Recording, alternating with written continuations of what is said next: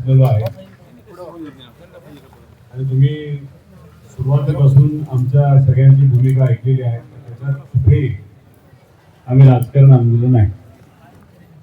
विषय एवढाच असतो की सरकारवर कुठेतरी एक दबाव यावा. तुमच्यामध्ये दबाव आलेलाच आहे आणि आम्ही इथे येऊन त्याला तुमच्या या प्रयत्नाला पाठिंबा देण्यासारखं होत असतं.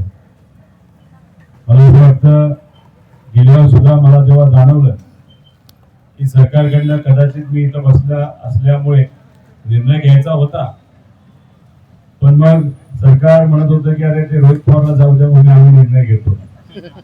मला असं वाटतं की अजून 2 तास म्हणजे अर्धा तासाची चर्चा म्हणजे त्याला एक आमचं एक मेथड असतं, नाही एक मॉडेल असतं, त्यातून आम्ही काही विषय मांडत असतो. तर ती आता चर्चा अधिवेशनामध्ये सुरू आहे. म्हणजे अजून अधिवेशन 2 तास चालू आहे. मला माहित नाही तुम्ही अजूनपर्यंत आमदारांना फोन केला ना? तुम्ही फोन केले, तुम्ही सगळ्यांनी फोन केले म्हणून त्यांनी काय केलं, तिथं मंत्र्याबरोबर जाऊन बसले आणि सगळे आमदार जे तुम्ही निवडून दिलेले आहेत, पदवीधर असो नाही तर शिक्षक, हे तुमच्या सगळ्यांच्या पाठिंब्याने, तुमच्या एकजुटीमुळे, तुमच्या फोनमुळे बैठकीला एकत्र आले. हे सगळ्यात जास्त महत्वाचं ते यश आहे. आता जे भुसे साहेब आहेत आणि सर्व आमदार हे मुख्यमंत्री साहेबांना भेटायला गेलेले आहेत. मला असं वाटतं अजून एकदा तुम्ही आमदारांना फोन करायला काय हरकत नाही. प्रेशर आणा, त्यांच्याशी बोला आणि अधिवेशन आता 1.5-2 तास चालूच राहणार आहे. अधिवेशनामध्ये फक्त मंत्री महोदयांना हे सांगायचं, निवेदन करायचं की महाराष्ट्रातले हजारो जे शिक्षक आहेत मुंबईला आलेले आहेत. विद्यार्थ्यांचा शिक्षणाचा प्रश्न महत्वाचा आहे. शिक्षकांचा पण प्रश्न हा खूप महत्वाचा आहे. गेल्या वेळेस आम्ही शब्द दिला होता की पुढच्या वेळेस तुम्हाला कुठेही आंदोलन करावं लागणार नाही. तो दिलेला शब्द आम्हाला पाळण्याचा असल्यामुळे आता या निवेदनाच्या माध्यमातून मी जाहीर करतो, म्हणजे मी मंत्री असं समजू नका, ते काय बोलायला पाहिजे हे सांगतो की मी जाहीर असं करतो की उद्यापासून नाही तर 1 ऑगस्ट पासून आम्ही पुढचा टप्पा त्या ठिकाणी देत आहोत. एवढं फक्त किती मिनिटं लागलेला? 1 मिनिट झाला. हो, 1 मिनिटाचं निवेदन हे मंत्री महोदयांना तिथे करायचंय. पण असं काही वेगळं तुम्ही मागितलंय का? सोपं, म्हणजे गेल्या वेळेस शब्द दिला तो फक्त पाळायचा आहे, वेगळं काय नाही. खरं तर एवढा खाटाटोप करायचंच कारण नव्हतं, एवढी चर्चा करायचं कारण नव्हतं, तुम्हाला इथं बोलवण्याचं पण कारण नव्हतं, यायचं पण कारण नव्हतं. फक्त तुमच्या मागण्यात दिलेला शब्द याला दुर्लक्ष केल्यामुळे तुम्हाला सर्वांनी इथे यावं लागलं.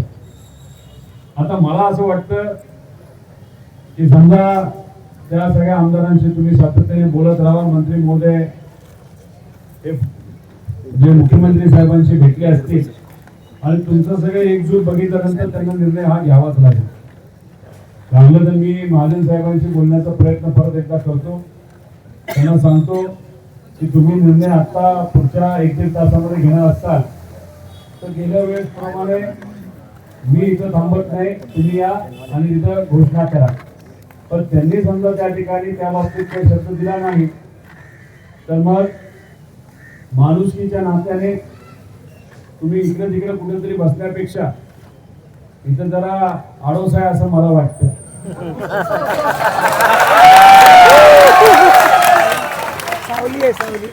तर काय, तुम्ही इथून एकदा निघाला, तुम्हाला परत पोलीस आत येऊनच देणार नाही, उद्या पण येऊन देणार नाही.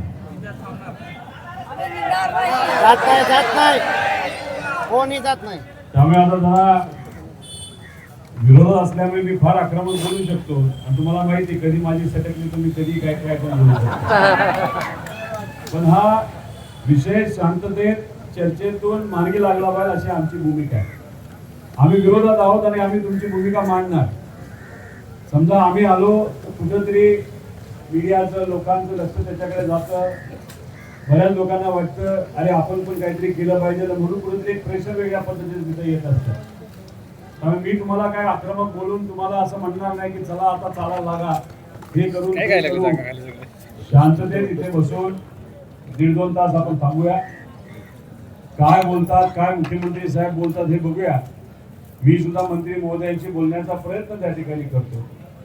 आणि मग तो प्रयत्न झाल्यानंतर 1-1.5 तासामध्ये आपण काय होतं हे बघूया. पण एक कंडिशन आहे, मी इथं तेव्हाच थांबणार जेव्हा तुमचे सगळे शिक्षक आणि पदवीधरचे आमदार इथं आले पाहिजे राहायला रात्री. बरोबर का नाही? तर रात्री काय 4-4 वाजता बैठक होणार आहे का? फक्त ज्या भारी हॉटेलमध्ये राहिले असतील, जे त्यांचे घर जिथे कुठे असतील, ज्यांना कोणाला त्यांना भेटायचं असेल आणि संध्याकाळच्या जे कोणी बैठकीमध्ये असतील त्यांना कदाचित प्रॉब्लेम असू शकतो. मला फक्त एकच आहे, हे सगळे जे प्रॉब्लेम आहेत ते इथे असताना आमच्या शिक्षकांपेक्षा फार लहान म्हणजे मातीच्या कणा एवढे जे प्रॉब्लेम आहेत. बरोबर का नाही? तुमचा प्रॉब्लेम मोठा तर त्यांना जी गैरसोय होणार आहे ती मोठी. मग तुमच्यासाठी त्यांना इथे यावं लागतं का नाही? मग त्यांना फक्त बोलू वडापाव खाऊ शकतो आपण, भेळ मिळेल, नाही भाग पिठलं खायला मिळेल,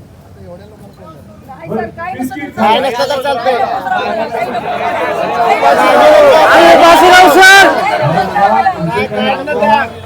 वयाने थोडे मोठे त्यांना शुगर झालं काय करता, त्यामुळे चहा बिस्किट खायला काय हरकत आहे का? आमदार खाऊ दे, आम्ही नाही.